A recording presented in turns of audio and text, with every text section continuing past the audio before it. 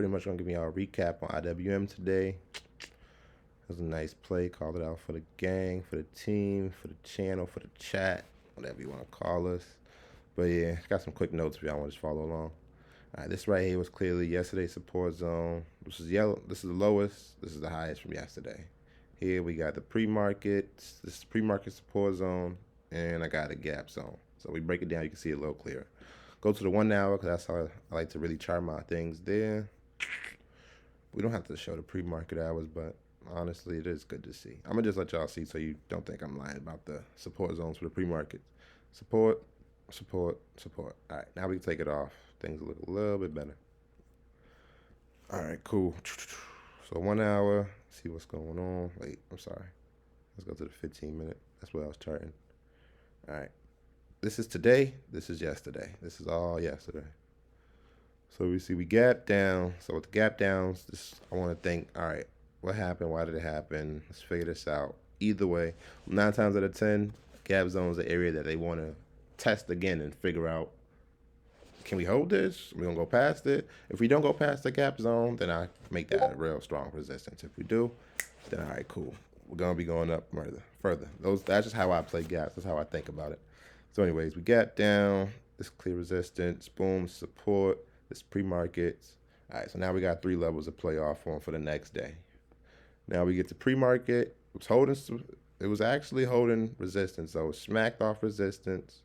Bada bing, went all the way down past pre-market lows. Then it got almost to the same day lows. But on a 15-minute chart, it's looking beautiful. But it didn't play out just yet. So let's go to the charts that I was actually looking at. The 1 minute. Where's the daily? Oh, okay. I gotta change these to white or something. But anyways, all right. First minute of the day, sold off, sold off, sold off. I don't really take the first 5 or 10-minute plays, so I just wait to see what direction happens. Sold off, sold off. Boom. We didn't hit the low, so I'm like, all right, that's a good sign. We smacked above pre-market low, so I'm like, all right, that's an even better sign. All right, now let's see what's happening. Boom, boom, boom. We had slower drawdowns, but I'm like, all right, let's figure it out. We're still above yesterday's low, so it's a good sign. All right, wicked off of it. We didn't get lower, we just wicked down. All right, that's good. Boom, boom, boom. Now let's get into the pre-market areas. So this is where I want to figure it out. I already see a double bottom. I love to play double bottoms. So now we got to figure out where can we jump into this play. This pre-market low, this is like the golden area for me. I'm like, all right, we got a nice green momentum to the pre-market lows. Now we got to figure out if we can hold. Nice green bar. We got a bar that's pretty much like saying it's indecisive. We don't know if it's going to go up or down because the sellers didn't win, the buyers didn't win. It's stuck in that zone of the previous candle. So now this candle is when you want to figure out what you want to do.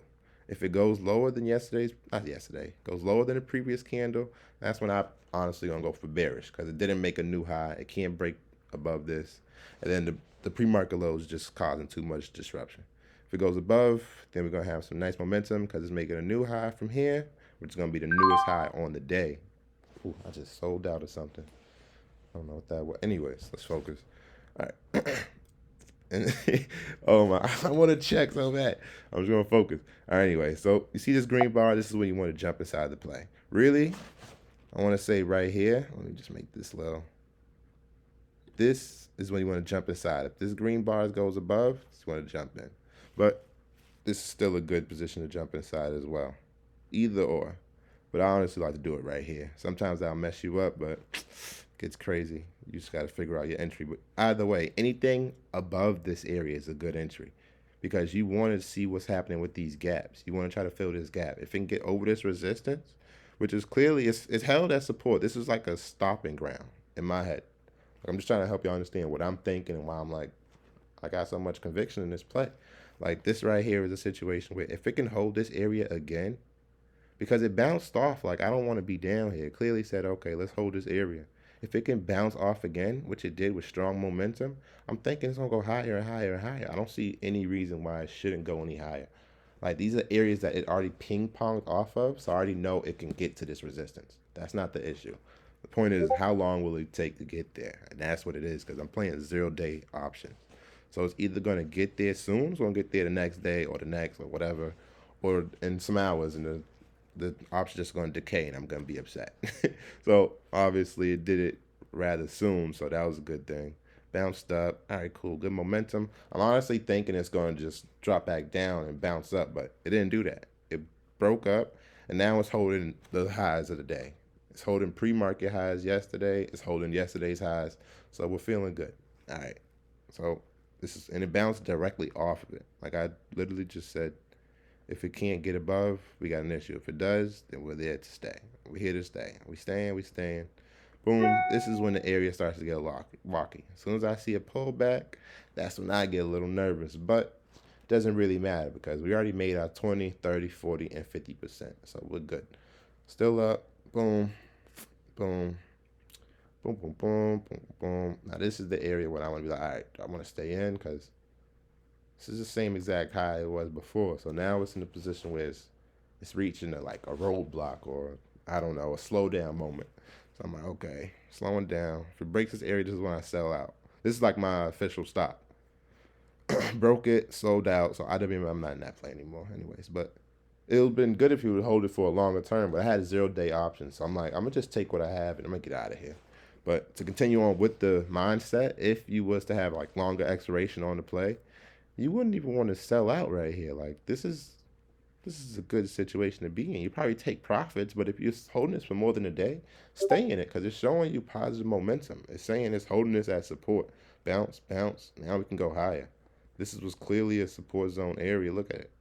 Boom, boom. Like look at the wicks. This is like I wanna go further, but I'm not going to. Support zone. It's bouncing off that. It's bouncing off of it. Now this is like a resistance or support zone. This is happening real time.